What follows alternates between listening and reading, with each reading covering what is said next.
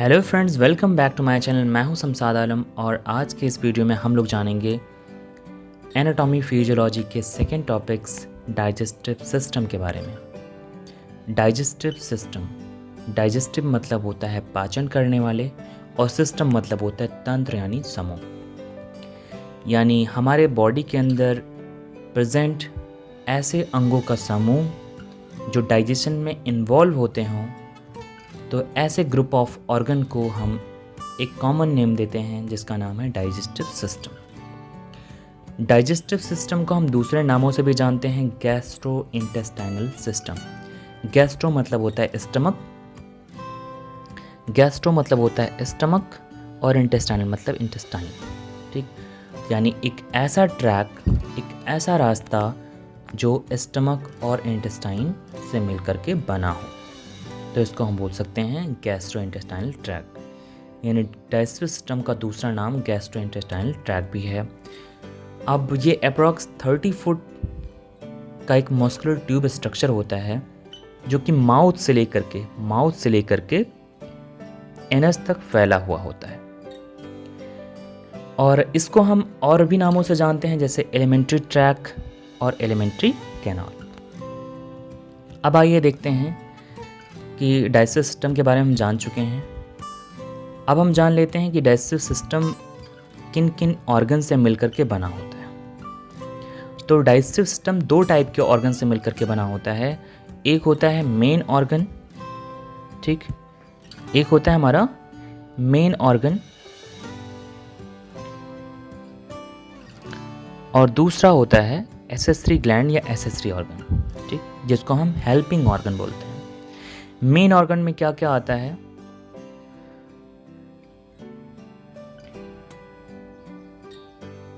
Six organ. तो ये 6 organ, ये मेन ऑर्गन होते हैं जो कि डाइजेशन में इन्वॉल्व होते हैं और डाइजेशन को कंप्लीट कराने में मदद करते हैं। डाइजेशन की हिंदी क्या होती है? पाचन। ठीक, डाइजेशन होता क्या है? जैसा कि हम जानते हैं, डाइजेशन एक ऐसा प्रोसेस है जो कि मैकेनिकल और केमिकल प्रोसेस है जिसमें कॉम्प्लेक्स फूड को कन्वर्ट कर दिया जाता है सिंपलेस्ट फॉर्म में, और वो सिंपलेस्ट फॉर्म कैसा होता है? एब्जॉर्बेबल फॉर्म होता है, यानी अवशोषित करने योग्य हो जाता है, और जिसको हम अवशोषित कर हमारा शरीर आवश्यक ऊर्जा या आवश्यक चीज़ों को यूज़ करके हमारे बॉडी के अंदर तमाम सारी चीज़ों को बनाई जाती हैं, जैसे एंजाइम, हार्मोन्स, बोन्स और हेयर्स, नेल्स, मसल्स, नई नई सेल्स या रिपेयरिंग, हमारी बॉडी की रिपेयरिंग। तो ये सब चीज़ें की जाती हैं। तो चलिए, तो मेन ऑर्गन हमारा कौन कौन सा है? माउथ,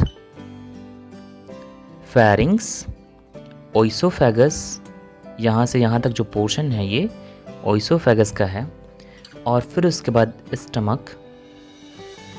ठीक बेटा, स्टमक के बाद फिर यहाँ से स्मॉल इंटेस्टाइन शुरू हो जाता है। स्मॉल इंटेस्टाइन यहाँ से लेके यहाँ तक ये पूरा पोर्शन स्मॉल इंटेस्टाइन, और यहाँ से यहाँ तक लेकर के पूरा ये लार्ज इंटेस्टाइन। ठीक, तो ये पूरा पोर्शन हो गया किसका? एलिमेंट्री कैनाल का, जिसको हम मेन ऑर्गन बोलते हैं। ठीक, अब बात आती है एसेसरी ग्लैंड की। एसेसरी ग्लैंड इन्हीं जो मस्कुलर ट्यूब होते हैं जो कि माउथ से एनस तक फैला हुआ होता है, इन्हीं से जुड़े हुए होते हैं। देखिए, पहला एसेसरी ग्लैंड है यहाँ पे टंग, और दूसरा है यहाँ पे स्लाइवरी ग्लैंड। तो 3 टाइप के स्लाइवरी ग्लैंड हैं। पहला कौन सा है? सबलिंगुअल, दूसरा है सबमैंडिबुलर, और तीसरा है पैरोटिड ग्लैंड। सबलिंगुअल कहाँ पाई जाती हैं? लोअर द टंग, यानी लोअर जा में, जो लोअर निचला जबड़ा होता है उसके अंदर ये दोनों ग्लैंड्स पाई जाती हैं, सबलिंगुअल एंड सबमैंडिबुलर। दूसरा अपर जा में, यानी ऊपरी जबड़े जो पोर्शन होता है उस पोर्शन में पैरोटिड ग्लैंड्स मौजूद होती हैं। तीसरा एसेसरी ग्लैंड है यहाँ पे लीवर। ठीक, यहाँ से यहाँ तक जो पोर्शन आपको दिख रहा है ये किसका है? लीवर का है। और लीवर के अंदर बनता है क्या? बाइल यानी पित्त। ये भी और स्टोर होता है गॉल ब्लैडर के इनसाइड। तो गॉल ब्लैडर भी क्या है? एक एसेसरी ग्लैंड है। नेक्स्ट है यहाँ पे पैंक्रियाज। पैंक्रियाज भी क्या है? जहाँ से पैंक्रियाटिक जूस सीक्रेट होता है, और ये पैंक्रियाज जो है ये भी एसेसरी ग्लैंड है। ठीक, तो अब आपको समझ में आ गया होगा कि मेन ऑर्गन यहाँ पे क्या करते हैं? फूड को डाइजेस्ट करने का काम करते हैं। और दूसरा क्या है कि एसेसरी ग्लैंड्स जो होती हैं वो फूड को प्रोसेस करने में हेल्प करती हैं। प्रोसेस करना मतलब उनके अंदर जो टॉक्सिक वेस्ट हैं उनको कम करना, और साथ साथ उनको नॉन टॉक्सिक बनाना, और उनको डाइजेशन में हेल्प कराना, ठीक, कटिंग कराना, क्रैस्पिंग कराना, फूड को मिलाना अच्छे से। तो ये सब काम होता है किसका? एसेसरी ग्लैंड का। अब आइए देख लेते हैं डाइजेशन के बारे में। तो डाइजेशन हमारे डाइजेस्टिव सिस्टम के अंदर, यानी ह्यूमन डाइजेस्टिव सिस्टम के अंदर 2 टाइप के डाइजेशन होते हैं। एक होता है मैकेनिकल डाइजेशन और दूसरा होता है केमिकल डाइजेशन। ठीक, मैकेनिकल डाइजेशन में क्या होता है, फूड को हम तोड़ने और पीसने का काम करते हैं। मैकेनिकल डाइजेशन में क्या होता है, फूड को हम कटिंग करते हैं, ग्राइंडिंग करते हैं, क्रैस्पिंग करते हैं, ठीक, तो उसको हम बोलते हैं मैकेनिकल डाइजेशन। ठीक, और दूसरा होता है मैकेनिकल डाइजेशन में कहीं भी कुछ वहाँ पे एंजाइम या पर्टिकुलर कोई भी केमिकल इस्तेमाल नहीं होता है। मैकेनिकल डाइजेशन सिर्फ ओनली मसल से या टीथ से या टंग से उसको कटिंग, क्रैस्पिंग या मिलाया जाता है। ठीक, दूसरा है केमिकल डाइजेशन। केमिकल डाइजेशन में क्या होता है कि इनका जो डाइजेशन होता है वो केमिकली होता है। केमिकली उस फूड को सिंप्लीफाई किया जाता है, तोड़ा जाता है, किसमें? छोटे छोटे मॉलिक्यूल्स में। अब आइए हम जान लेते हैं कि मैकेनिकल डाइजेशन कहाँ हो रहा है और केमिकल डाइजेशन कहाँ हो रहा है, और मैकेनिकल डाइजेशन के थ्रू फूड कैसे सिंप्लीफाई हो रहा है और केमिकल डाइजेशन के थ्रू फूड कैसे सिंप्लीफाई हो रहा है। तो इसमें कुछ स्टेप्स हैं, जैसे यहाँ पे देख लेते हैं हम लोग। इंगेशन यानी फूड को अंदर, माउथ के अंदर लेना। मैस्टिकेशन, उसको टीयर, क्रश और ग्राइंड यानी उसको चीड़ फाड़ करके, क्रशिंग करके यानी पिसाई करके, उसको कुतर करके उसको हम क्या करते हैं, सिंपल पार्ट में तोड़ देते हैं, और फिर वो हमारे स्मॉल इंटेस्टाइन और स्टमक के अंदर जा कर के डाइजेस्ट होता है, सिंपल पार्ट में टूटता है, सिंपल मॉलिक्यूल में टूटता है, और फर्दर उसका क्या होता है, एब्जॉर्प्शन होता है, वो अवशोषित होता है हमारे ब्लड में और लिम्फ कोशिकाओं में। ठीक, और उसके बाद अकॉर्डिंग टू नीड उसको हम यूज़ करते हैं, और जो भोजन पचने से रह जाते हैं उनको एक्सक्रीट कर दिया जाता है, डेफिकेट कर दिया जाता है बॉडी के बाहर। तो चलिए हम एक एक स्टेप सीखते हैं यहाँ पे कि इंगेशन कहाँ पे हो रहा है, मैस्टिकेशन कहाँ पे हो रहा है, डाइजेशन कहाँ पे हो रहा है, एब्जॉर्प्शन कहाँ पे हो रहा है, और एक्सक्रीशन कहाँ से हो रहा है। तो यहाँ पे देखिएगा, सबसे पहला है इंगेशन। इंगेशन प्रोसेस माउथ से स्टार्ट होता है जब हम फूड को इनटेक करते हैं। तो सबसे पहला प्रोसेस क्या है, इंगेशन। तो इंगेशन में हम क्या करते हैं, माउथ को ओपन करते हैं और फूड को इनटेक करते हैं। और फूड को इनटेक करने के बाद अब यहाँ पे स्टार्ट होता है मैकेनिकल एंड केमिकल डाइजेशन, दोनों माउथ के अंदर। मैकेनिकल डाइजेशन किसके थ्रू होता है, टीथ के थ्रू होता है, टीथ के थ्रू और टंग के थ्रू। टीथ के थ्रू हम फूड को क्या करते हैं, कटिंग करते हैं, क्रैस्पिंग करते हैं, और उसको मिक्स करके अच्छे से टंग के थ्रू अच्छे से मिक्स करते हैं। और फिर दूसरा ये तो हो गया मैकेनिकल। अब केमिकल की बात करते हैं, तो केमिकल में उसमें सलाइबा जब मिक्स होता है तो सलाइबा के अंदर एंजाइम्स मौजूद होते हैं, और वह एंजाइम केमिकली फूड को तोड़ते हैं सिंपल पार्ट में, लार्ज कॉम्प्लेक्स मॉलिक्यूल को सिंपल पार्ट में तोड़ने का काम करते हैं। तो आपकी जानकारी के लिए हम बता दें कि माउथ के अंदर सिर्फ ओनली वन डाइजेशन होता है, किसका, कार्बोहाइड्रेट का। किसका होता है, कार्बोहाइड्रेट का। यहाँ पे कोई भी प्रोटीन, कोई भी फैट, किसी चीज़ का डाइजेशन नहीं होता है। यहाँ पे जो भी हम चीज़ें खाएंगे वो मैकेनिकली टूट तो जाएंगी, लेकिन केमिकली यहाँ पे नहीं टूटती हैं। ठीक, तो माउथ के अंदर both digestion, mechanical and chemical. अब यहाँ पे देखते हैं फेरिंग्स के अंदर, ओइसोफेगस के अंदर यहाँ पे कोई डाइजेशन नहीं होता है, ना ही मैकेनिकली और ना ही केमिकली। अब उसके बाद हम आगे की तरफ जाते हैं। ठीक, आगे की तरफ जाते हैं तो यहाँ पे देखते हैं स्टमक। यहाँ पे ओइसोफेगस के माध्यम से एक जो फूड है वो फूड पेरिस्टालिसिस मूवमेंट के थ्रू, पेरिस्टालिसिस मूवमेंट इस तरह से होता है ऐसे, ठीक, इसमें क्या होता है कि फूड को आगे की तरफ मसल्स के थ्रू, मसल्स क्या करती हैं, अपने आप को अंदर से प्रेस करती हैं, ठीक, नर्व्स के द्वारा उनको प्रेस किया जाता है और प्रेस करने के बाद वो फूड को आगे की तरफ प्रेस करती हैं कि फूड आगे की तरफ जाए। तो इस तरह से फूड आगे की तरफ चला जाता है। अब एक चीज़ हम आपको यहाँ पे और बता दे रहे हैं कि जितना ज़्यादा हम फूड को चबा चबा कर खाएंगे उतना ज़्यादा फूड क्या होगा, लुगदी जैसा बनेगा, उतना ज़्यादा सिंप्लीफाई होगा और उतना तेज़ी से उसमें केमिकल डाइजेशन होगा, उतना तेज़ी से वो अच्छे से फूड डाइजेस्ट हो जाएगा और उस तरह से हमारा डाइजेशन भी बहुत अच्छे से प्रॉपर डाइजेशन होगा, ठीक। और अगर सपोज दैट हम वहाँ पे फूड को अच्छे तरीके से नहीं चबा रहे हैं, नहीं खा रहे हैं उसको, ठीक, नॉर्मली हमने कुतरा थोड़ा सा और उसके बाद फिर अंदर ले लिया, तो अब वहाँ पे क्या होगा कि अब उसको ज़्यादा मात्रा में केमिकल सिक्रीट करने की ज़रूरत होगी, ज़्यादा देर तक वहाँ पे फूड रुकेगा और सही से प्रॉपर डाइजेशन भी नहीं हो पाएगा और इस तरह से डाइजेशन हमेशा ख़राब रहेगा। और डाइजेशन हमेशा ख़राब रहेगा तो उससे जुड़ी हुई तमाम सारी बीमारियाँ हो सकती हैं।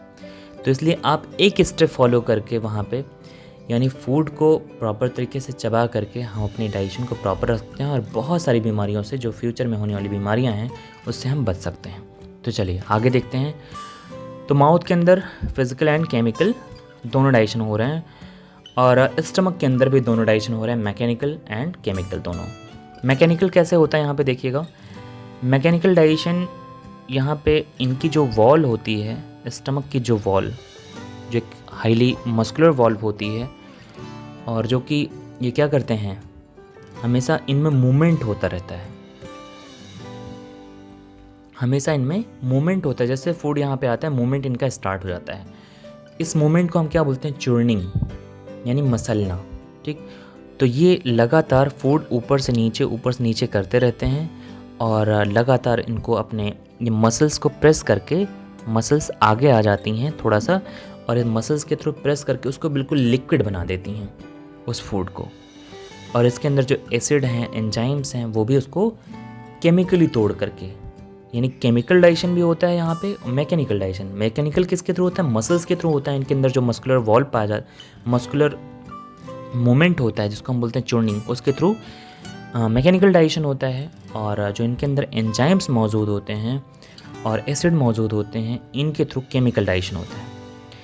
तो अब यहाँ पे देख लीजिएगा, एक चीज़ हम आपको यहाँ पे और बता दे रहे हैं। यहाँ पे ओनली वन सिर्फ यहाँ पे प्रोटीन का डाइजेशन और साथ साथ थोड़ी मात्रा में फ़ैट, जैसे फ़ैट कॉम्प्लेक्स फॉर्म में होता है वो सिंपल फॉर्म में हो जाता है। और यहाँ पे ठीक फ़ैट का भी डाइजेशन होता है। फ़ैट किस फॉर्म में कन्वर्ट होता है, सिंपल फॉर्म में, ठीक। अब उसके बाद अब ये जो पर्टिकुलर फूड है इसको हम काइम बोलते हैं और ये काइम जो होता है लिक्विड फॉर्म में होता है और ये फूड जब आगे की तरफ बढ़ता है तो कहाँ चला जाता है, स्मॉल इंटेस्टाइन में। तो अब स्मॉल इंटेस्टाइन के अंदर यहाँ पे देखा जाए केमिकली, तो केमिकली पैंक्रियास से पैंक्रियाटिक जूस रिलीज होता है और गॉल ब्लैडर से यहाँ पे जो एक्युमुलेट हुआ बाइल है, जो इकट्ठा हुआ है इसके अंदर बाइल कहाँ बना है, किसके थ्रू बना है, लीवर के द्वारा बना है और आकर के कहाँ इकट्ठा हुआ है, गॉल ब्लैडर के इनसाइड। अब ये बाइल कहाँ चला आता है, स्मॉल इंटेस्टाइन के अंदर और पैंक्रियास से पैंक्रियाटिक जूस। पैंक्रियाटिक जूस क्या होता है, एंजाइम से बने होते हैं, एंजाइम से भरे हुए होते हैं। और बाइल जो होता है, बाइल जिसको हम बोलते हैं पित्त, ये पित्त और पैंक्रियाटिक जूस और इंटेस्टाइनल की वॉल से, इंटेस्टाइन की मेम्ब्रेन से यहाँ पे इंटेस्टाइनल जूस सीक्रेट होता है। तो इस तरह से सारे 3 टाइप के जो लिक्विड हैं वो इंटेस्टाइनल में जो काइम आता है, फूड आता है, वो उस फूड के साथ मिक्स होकर के अच्छे से वो डाइजेस्ट होना शुरू हो जाते हैं।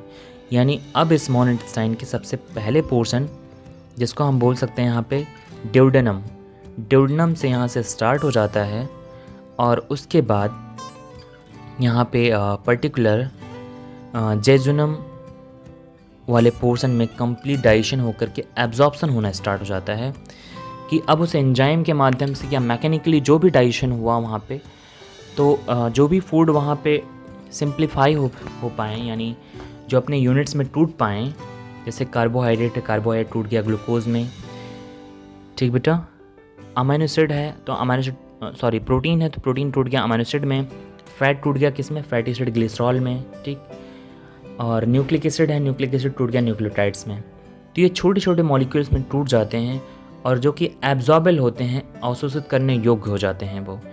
अब वो स्मॉल इंटेस्टाइन से लगे हुए ब्लड कैपिलरीज से वो अवशोषित होकर के कहाँ चले जाते हैं, हमारी बॉडी के अंदर चले जाते हैं। ठीक, हमारी बॉडी के अंदर, हमारी कोशिकाओं के अंदर चले जाते हैं और अकॉर्डिंग टू नीड जितनी ज़रूरत होती है वो वहाँ पे ग्लूकोज है या फिर फैटी एसिड है या ग्लिसरॉल है या अमीनो एसिड है, ठीक, ये सभी के सभी यूज़ कर लिए जाते हैं। और बाकी जो फूड एब्जॉर्ब नहीं, फूड डाइजेस्ट नहीं होते हैं, तो अब वो फर्दर, तो यहाँ पे फर्दर यहाँ पे क्या होता है कि अब उनको आगे फॉरवर्ड कर दिया जाता है, कहाँ पे, लार्ज इंटेस्टाइन के अंदर। जो कि अनडाइजेस्टेड फूड होते हैं वो उनका डाइजेशन नहीं हो सकता फर्दर, क्योंकि उसके लिए अब हमारे अंदर, हमारे स्टमक के अंदर कोई एंजाइम नहीं बचे या कोई भी एसिड या कोई भी ऐसा कंपोनेंट नहीं बचा जिसका फर्दर, जिसके थ्रू वो फर्दर डाइजेस्ट हो सकें। तो अब वो उनको क्या किया जाता है, फर्दर पास आउट कर दिया जाता है। ठीक, यहाँ पे लार्ज इंटेस्टाइन के सीकम पार्ट में, तो सीकम अपेंडिक्स का जो पार्ट होता है ये एक रूडिमेंट्री पार्ट है, एक वेस्टिजियल ऑर्गन है जिसका कोई यूज़ नहीं रहा। पहले यूज़ होता था लेकिन अब आज के टाइम में कोई इसका यूज़ नहीं है। इसके अंदर हाँ एक बैक्टीरिया पाया जाता है, इकोलाई, जो कि डाइजेशन में, हमारे डाइजेशन में हेल्प करता है। और अब ये फूड कहाँ चला जाता है, सीकम के अंदर जो फूड है जो कि अपचित भोज्य पदार्थ है, अब वो सीकम के माध्यम से होते हुए कहाँ चला जाता है, कॉलन में, ascending colon and transverse colon और डिसेंडिंग कॉलन। असेंडिंग यानी ऊपर उठते हुए, ट्रांसवर्स मतलब लिटाए हुए, ठीक, और डिसेंडिंग मतलब ऊपर से नीचे की तरफ। ठीक, तो ये पूरा का पूरा पोर्शन ये जो है ये कॉलन एरिया है। लार्ज इंटेस्टाइन को 3 भागों में बांटा गया, सीकम, कॉलन, रेक्टम। ठीक, वैसे स्मॉल इंटेस्टाइन को पार्ट में डिवाइड किया गया, तो ड्यूडेनम, जेजुनम और इलियम। और यहाँ पे स्टमक को 3 पार्ट में डिवाइड किया गया था, कार्डियक, फंडिक, ये फंडिक वाला पोर्शन है और ये पाइलोरिक पोर्शन है। ठीक बेटा, तो आइए अब हम देखते हैं आगे की तरफ। तो अब ये कॉलन के थ्रू जाता है, तो कॉलन में सिर्फ एब्जॉर्प्शन होता है, वहाँ पे कोई डाइजेशन नहीं होता है, ना कार्बोहाइड्रेट का, ना फैट का, ना ही न्यूक्लिक एसिड, किसी का कोई डाइजेशन नहीं होता है। सिर्फ ओनली वन वाटर और मिनरल्स का एब्जॉर्प्शन होता है, बस उसको अवशोषित करके हमारी बॉडी के अंदर भेजा जाता है। अब वो फर्दर क्या होता है कि जब अपचित भोज्य पदार्थ थोड़ा सा सूख जाता है, थोड़ा सा ड्राई हो जाता है और एक्युमुलेट होकर के आकर के सिग्मॉइड कॉलन के थ्रू होते हुए रेक्टम पोर्शन में आकर के इकट्ठा हो जाता है। और फिर 1 से 2 घंटे बाद या 3 घंटे बाद वहाँ पे क्या होता है, इसके अंदर एक मस्कुलर मूवमेंट स्टार्ट होती है और उस मूवमेंट के माध्यम से एक फोर्स राइज होता है। उस फोर्स के माध्यम से, एनएस के माध्यम से, वो जो फीकल मैटर होता है वो बाहर निकल जाता है। ठीक, तो ये एक सॉलिड मैटर होता है, सॉलिड मैटर बाहर निकाल दिया जाता है। और उस फूड के अंदर जो अवशोषित फूड थे उनके अंदर कुछ लिक्विड वेस्ट भी था, तो वो अवशोषित होकर के कहाँ जाते हैं, पहले लीवर के अंदर। लीवर उनको प्रोसेस करके उसमें जो टॉक्सिन्स मौजूद होते हैं, जिसमें जो पॉइजनस सब्सटेंस मौजूद होते हैं, उनको डिटॉक्सिफाई करते हैं, यानी विषहीन बनाते हैं। और जैसे कि अमोनिया कन्वर्ट होता है यूरिया में, तो यूरिया लीवर के इनसाइड कन्वर्ट हो गया। अब वो लीवर के माध्यम से कहाँ जाता है, किडनी में। तो किडनी में अब वो यूरिया कन्वर्ट होता है किसमें, यूरिन में, और वो यूरिन लिक्विड वेस्ट के माध्यम से बॉडी के बाहर निकाल दिया जाता है। ठीक, तो सॉलिड वेस्ट और लिक्विड वेस्ट, जब फूड डाइजेस्ट हो जाता है 2 टाइप के वेस्ट निकलते हैं, एक सॉलिड एक लिक्विड। तो लिक्विड वेस्ट यूरिन के माध्यम से और सॉलिड वेस्ट हमारा पर्टिकुलर एनएस के माध्यम से बाहर निकाल दिया जाता है। ठीक, तो आपको पता चल गया होगा यहाँ पे माउथ के अंदर इंगेशन और माउथ के अंदर भी डाइजेशन स्टार्ट हो जाता है। माउथ से ही डाइजेशन स्टार्ट हो जाता है, स्टमक से नहीं, माउथ से स्टार्ट होता है और उसके बाद स्मॉल इंटेस्टाइन में ख़त्म हो जाता है डाइजेशन।